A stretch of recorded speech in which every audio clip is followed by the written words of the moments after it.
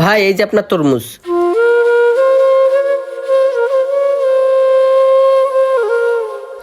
Uncle কিরে কিছু বলবি? আঙ্কেল আমার মা না সারাদিন রোজা রেখা গলাটা একবারে শুকায় গেছে।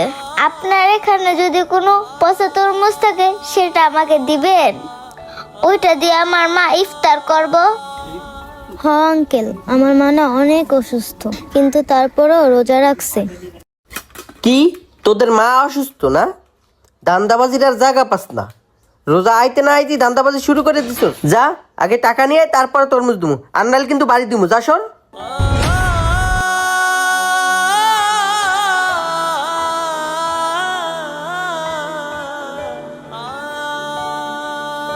কোথ থেকে যে আসে এসব আমি কিছুই বুঝি না।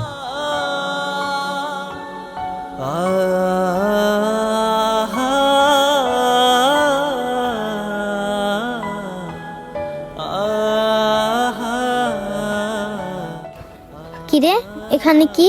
বোন দেখ, টাকা পাইছি। কই দেখি। আসলেই তো টাকা। বোন চল, আমরা এই টাকা দিয়ে মায়ের জন্য তরমুজ কিনবো। আচ্ছা ঠিক আছে বোন, চল।